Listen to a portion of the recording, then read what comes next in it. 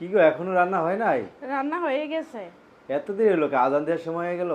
আজকে একটু ঘুমাই গেছিলাম না, পরে টাইম দিয়ে মনে করে 10 মিনিট করে উঠছি যে আমি কোন সময় রান্না করো, ইফতারের টাইম তো হয়ে গেছে গা।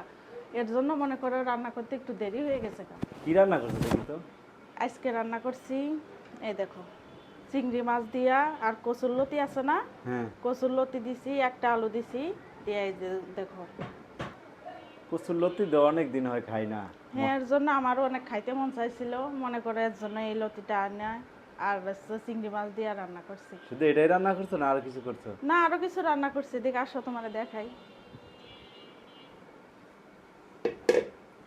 এই দেখো, এখানে আছে বেগুন ভাজি, এই যে শাক ভাজি, আর এখানে আছে যে ডাউল, ও এই যে মসুর ডাউল রান্না করছি।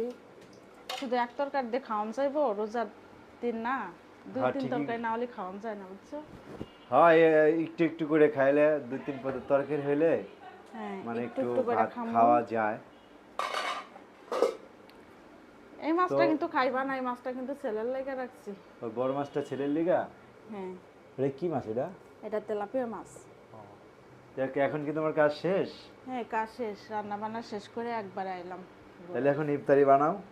হ্যাঁ, এখন ইফতারি বানাবো, কাজ শেষ করে আইলাম না, এখন ইফতারি বানাবো। আমার আবার ডিউটি আছে ইফতারির পরে। ইফতারি পর ডিউটি আছে? হ্যাঁ, 12টা পর্যন্ত। 12টা পর্যন্ত ডিউটি? তোমার তো প্রত্যেকটা দিনই 12টা 10টা, তোমার হ্যাঁ আর কি কি করবো করবো? কও? আর তুমিই করো। ইফতারি বানাতে থাকো, আমি এই হাত মুখ ধুয়ে আসি, উজু করে আসি। হ্যাঁ, যাও, তুমি হাত মুখ ধোয়া আসো, তারপরে আমি ইফতার ইফতারি। করে নামাজ পড়ে তারপরে আবার কাজে যাবো। হ্যাঁ, আচ্ছা, তুমি যাও, হাত মুখটি ধোয়া আসো, আমি পিস মরিচটি